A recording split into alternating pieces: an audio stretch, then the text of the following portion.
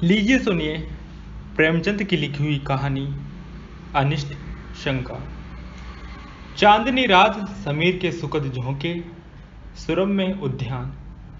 कुंवर अमरनाथ अपनी विस्तीर्ण छत पर लेटे हुए मनोरमा से कह रहे थे, तुम घबराओ नहीं, मैं जल्द आऊंगा। मनोरमा ने उनकी ओर कातर नेत्रों से देखकर कहा, मुझे क्यों नहीं ले जाते? अमरनाथ, तुम्हें वहां कष्ट होगा। मैं कभी यहाँ रहूंगा, कभी वहां। सारे दिन मारा मारा फिरूंगा। पहाड़ी देश है, जंगल और बीहड़ के सिवाय बस्ती का कोसों पता नहीं। उन पर भयंकर पशुओं का भय। तुमसे ये तकलीफें न सही जाएगी। मनोरमा, तुम भी तो इन तकलीफों के आदि नहीं हो। अमरनाथ, मैं पुरुष हूं, आवश्यकता पड़ने पर सभी तकलीफों का सामना कर सकता हूं। मनोरमा गर्व से, मैं भी स्त्री हूं, आवश्यकता पड़ने पर आग में कूद सकती हूं। स्त्रियों की कोमल पुरुषों की काव्य कल्पना है। उनमें शारीरिक सामर्थ्य चाहे न हो, पर उनमें वो धैर्य और साहस है कि जिस पर काल की दुश्चिंताओं का जरा भी असर नहीं होता। अमरनाथ ने मनोरमा को श्रद्धामय दृष्टि से देखा और बोले, ये मैं जानता हूं, लेकिन जिस कल्पना को हम चिरकाल से प्रत्यक्ष समझते हैं वो एक क्षण में नहीं मिट सकती। तुम्हारी तकलीफ मुझसे न देखी जाएगी, मुझे दुख होगा। देखो इस समय चांदनी में कितनी बहार है। मनोरमा, मुझे बहलाओ मत, मैं हट नहीं करती, लेकिन यहाँ मेरा जीवन अपहाड़ हो जाएगा। मेरे हृदय की दशा विचित्र है। तुम्हें अपने सामने न देखकर मेरे मन में तरह तरह की शंकाएं होती हैं कि कहीं चोट न लग गई हो। शिकार खेलने जाते हो तो डरती हूँ कहीं घोड़े ने शरारत न की हो। मुझे अनिष्ट का भय सदैव सताया करता है। अमरनाथ, लेकिन मैं तो विलास का भक्त हूं, मुझ पर इतना अनुराग करके तुम अपने ऊपर अन्याय करती हो। मनोरमा ने अमरनाथ को दबी हुई दृष्टि से देखा, जो कह रही थी कि मैं तुमसे ज्यादा पहचानती हूँ। बुंदेलखंड के भीषण दुर्भिक्ष था। लोग वृक्षों की छाले छील छील कर खाते थे। क्षुधा पीड़ा ने भव्या भक्ष्या की पहचान मिटा दी थी। पशुओं का तो कहना ही क्या, मानव संतानें कौड़ियों के मोल बिकती थी, पादरियों की जड़ बनी थी। उनके अनाथालयों में नित्य गोल के गोल बच्चे भेड़ों की भांति हाँके जाते थे। माँ की ममता मुट्ठी भर अनाज पर कुर्बान हो जाती। कुंवर अमरनाथ काशी सेवा समिति के व्यवस्थापक थे। समाचार पत्रों में ये रोमांचकारी समाचार देखे तो तड़प उठे। समिति के कई नवयुवकों को साथ लिया और बुंदेलखंड जा पहुंचे। मनोरमा को वचन दिया कि प्रतिदिन पत्र लिखेंगे और यथासंभव जल्द लौट आएंगे। एक सप्ताह तक तो उन्होंने अपना वचन पालन किया, लेकिन शने शने पत्रों में विलंब होने लगा। अक्सर इलाके डाक घर से बहुत दूर पड़ते थे। यहाँ से नित्य प्रति पत्र भेजने का प्रबंध करना दुस्साध्य था। मनोरमा वियोग दुख से विफल हो रही थी और विकल होते होते वो अव्यवस्थित दशा में उदास बैठी रहती। कभी नीचे आती, कभी ऊपर जाती, कभी बाग में जा बैठती। जब तक पत्र न आ जाता वो इसी भांति व्यग्र रहती। पत्र मिलते ही सूखे धान में पानी पड़ जाता, लेकिन जब पत्रों के आने में देर होने लगी तो उसका वियोग विकल हृदय अधीर हो गया। बार बार पछताती कि मैं नाहक उनके कहने में आ गई, मुझे उनके साथ जाना चाहिए था। उसे किताबों से प्रेम था, पर अब उनकी ओर ताकने का भी जी न चाहता। विनोद की वस्तुओं से उसे अरुचि सी हो गई। इस प्रकार एक महीना गुजर गया। एक दिन उसने स्वप्न देखा कि अमरनाथ द्वार पर नंगे सिर नंगे पैर खड़े रो रहे हैं। वो घबराकर उठ बैठी और उग्रवस्था में दौड़ी हुई द्वार तक पहुंची। यहाँ का सन्नाटा देखकर उसे होश आ गया। उसी दम मुनीब को जगाया और कुंवर साहब के नाम तार भेजा, किंतु जवाब न आया। सारा दिन गुजर गया मगर जवाब नहीं आया। दूसरी रात भी गुजरी लेकिन जवाब का पता न लगा था। मनोरमा निर्जल निराहार मूर्छित दशा में अपने कमरे में पड़ी रहती। जिसे देखती उससे पूछती, जवाब आया? कोई द्वार पर आवाज देता तो दौड़ी हुई जाती और पूछती, कुछ जवाब आया? उसके मन में विविध शंकाएं उठती। लौंडियों के स्वप्न का आश्चर्य पूछती। सपनों के कारण और विवेचना पर कई ग्रंथ पढ़ डाले पर कुछ रहस्य न खुला। लौंडियों उसे दिलासा देने के लिए कहती, कुंवर जी कुशल से हैं? स्वप्न में किसी को नंगे पैर देखें तो समझो वो घोड़े पर सवार है, घबराने की कोई बात नहीं। लेकिन रमा को इस बात से तस्कीन न होती। उसे तार के जवाब की रट लगी हुई थी। यहाँ तक कि 4 दिन गुजर गए। किसी मोहल्ले में मदारी का आ जाना बाल वृंद के लिए एक महत्व की बात है। उसके डमरू की आवाज़ में खोंचे वाले की शोधावर्धक ध्वनि से भी अधिक आकर्षण होता है। इसी प्रकार मोहल्ले में किसी ज्योतिषी का आ जाना मार्के की बात है। एक क्षण में इसकी खबर घर घर फैल जाती है। सास अपनी बहू को लिए आ पहुंचती है। माता भाग्यहीन कन्या को लेकर आ जाती है। ज्योतिषी जी सुख दुख की अवस्था अनुसार वर्षा करने लगते हैं। उनकी भविष्यवाणियों में बड़ा गूढ़ रहस्य होता है। उनका भाग्य निर्णय भाग्य रेखाओं से भी जटिल और दुष्ग्रह होता है। संभव है कि वर्तमान शिक्षा विधाता ने ज्योतिष का आदर कुछ कम कर दिया हो, पर ज्योतिषी जी के महास्य में जरा कमी नहीं हुई। उनकी बातों पर चाहे किसी को विश्वास न हो, पर सुनना सभी चाहते हैं। उनके एक एक शब्दों में आशा और भय को उत्तेजित करने की शक्ति भरी रहती है। विशेषतः उनकी अमंगल सूचना तो वज्रपात के तुल्य है, घातक और दग्धकारी। तार भेजे हुए आज 5वां दिन था कि कुंवर साहब के द्वार पर एक ज्योतिषी का आगमन हुआ। तत्काल मोहल्ले की महिलाएं जमा हो गईं। ज्योतिषी जी भाग्य विवेचन करने लगे। किसी को रुलाया, किसी को हंसाया। मनोरमा को खबर मिली। उसने तुरंत अंदर बुला भेजा और स्वप्न का आश्चर्य पूछा। ज्योतिषी ने इधर उधर देखा, पन्ने के पन्ने उल्टे, उंगलियों पर कुछ गिना, पर कुछ निश्चय न कर सके कि क्या उत्तर देना चाहिए। बोले, क्या सरकार ने यह स्वप्न देखा है? मनोरमा बोली, नहीं, मेरी सखी ने देखा है। मैं कहती हूँ ये अमंगल सूचक है, वो कहती है मंगलमय है। आप इसकी क्या विवेचना करते हैं? ज्योतिषी जी फिर बगले झांकने लगे।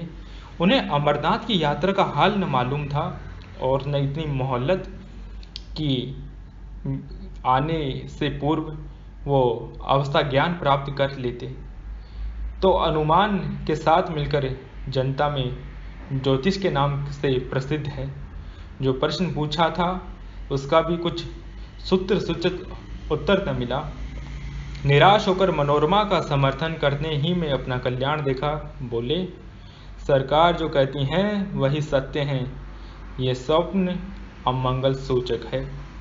मनोरमा खड़ी सितार के तार की भांति थर थर कांपने लगी। ज्योतिषी जी ने उस अमंगल का उद्घाटन करने में कहा, उनके पति पर कोई महान संकट आने वाला है। उनका घर नाश हो जाएगा। वो देश विदेश मारे मारे फिरेंगे। मनोरमा ने दीवार का सहारा लेकर कहा, भगवान मेरी रक्षा करो, और मूर्छित होकर जमीन पर गिर पड़ी। ज्योतिषी जी अब चेते, समझ गए कि बड़ा धोखा खाया। आश्वासन देने लगे, आप कुछ चिंता न करें, मैं उस संकट का निवारण कर सकता हूँ। मुझे एक बकरा, कुछ लौंग और कच्चा धागा मंगा दें।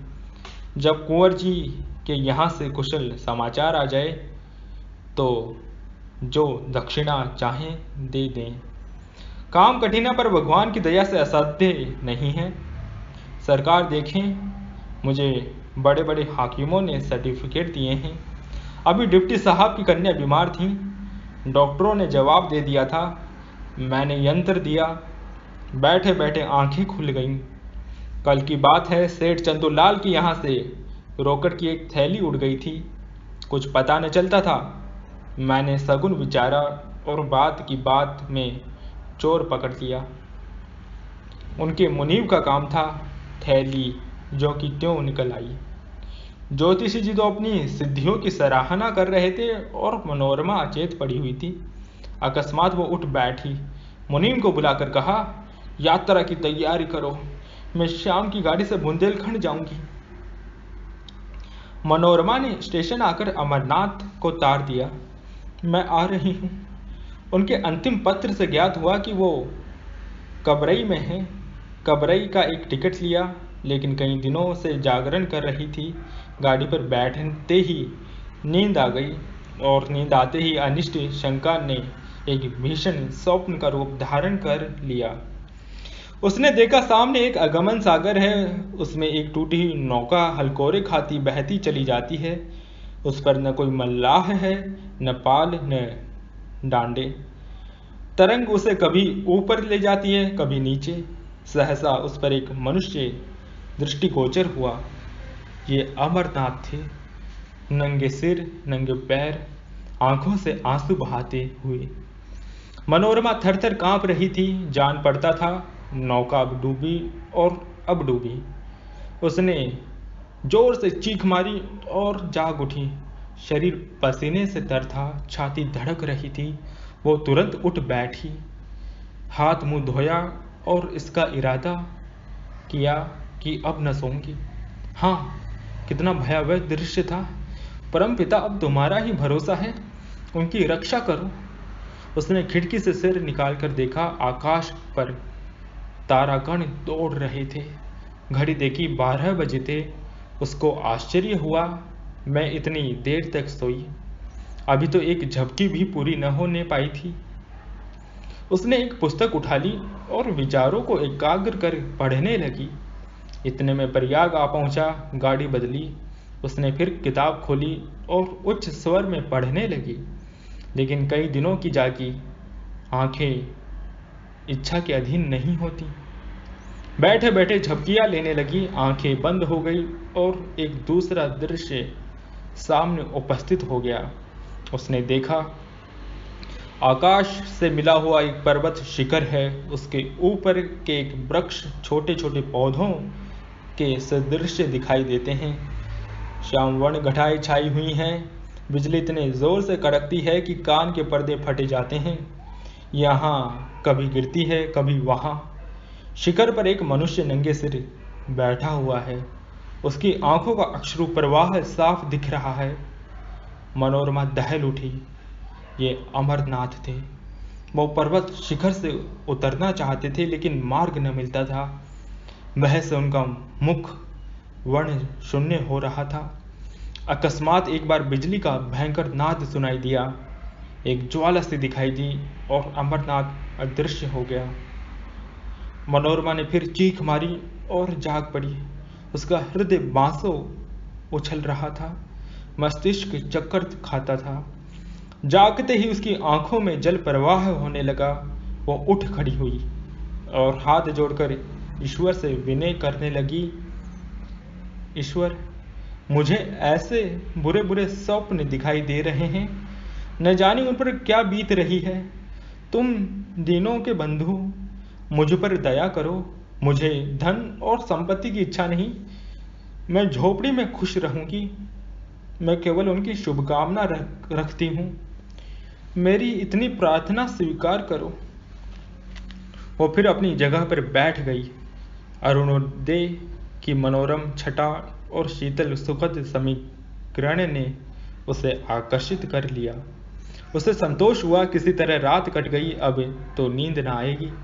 पर्वतों से मनोहर दृश्य दिखाई देने लगे, कहीं पहाड़ियों पर भेड़ों के गल्ले, कहीं पहाड़ियों के दामन में मृगों से झुंड, कहीं कमल के फूलों से लहराते सागर।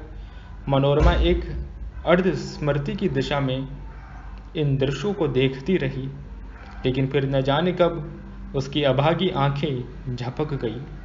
उसने देखा अमरनाथ घोड़े पर सवार एक पुल पर चले जाते हैं। नीचे नदी उमड़ी हुई है, पुल बहुत तंग है, घोड़ा रह रह कर बिचकता है और अलग हो जाता है। मनोरमा के हाथ पांव फूल गए। वो उच्च स्वर से चिल्ला चिल्ला कर कहने लगी, घोड़े से उतर पड़ो, घोड़े से उतर पड़ो। ये कहते हुए वो उनकी तरफ झपटी, आंखें खुल गईं। गाड़ी किसी स्टेशन के प्लेटफॉर्म से सनसनाती चली जाती थी। अमरनाथ नंगे सिर नंगे पैर प्लेटफॉर्म पर खड़े थे। मनोरमा की आंखों में अभी तक वही भयंकर स्वप्न समाया हुआ था। कुंवर को देखकर उसे भय हुआ कि वो घोड़े से गिर पड़े और नीचे नदी में फिसलना चाहते हैं। उसने तुरंत उन्हें पकड़ने के लिए हाथ फैलाया और जब उन्हें न पा सकी तो उसी सुषुप्त अवस्था में उसने गाड़ी का द्वार खोला और कुंवर साहब की ओर हाथ फैलाए हुए गाड़ी से बाहर निकल आई। तब वो चौंकी, जान पड़ा किसी ने उठाकर आकाश से भूमि पर पटक दिया। जोर से एक धक्का लगा और चेतना शून्य हो गई। वो कबरई का स्टेशन था। अमरनाथ तार पाकर स्टेशन पर आए थे, मगर ये डाक थी, वहाँ न ठहरती थी। मनोरमा को हाथ फैलाए गाड़ी से गिरते देखकर वो हाँ हाँ करते हुए लपके, लेकिन कर्मलेख पूरा हो चुका था। मनोरमा प्रेम वेदी पर बलिदान हो चुकी थी। इसके तीसरे दिन वो नंगे सिर नंगे पैर भग्न हृदय घर पहुंचे। मनोरमा का स्वप्न सच्चा हुआ। वो प्रेम विहीन स्थान में अब कौन रहता। उन्होंने अपनी संपूर्ण संपत्ति काशी सेवा समिति को प्रदान कर दी और अब नंगे सिर नंगे पैर विरक्त दशा में देश विदेश घूमते रहते हैं। ज्योतिषी जी की विवेचना भी चरितार्थ हो गई।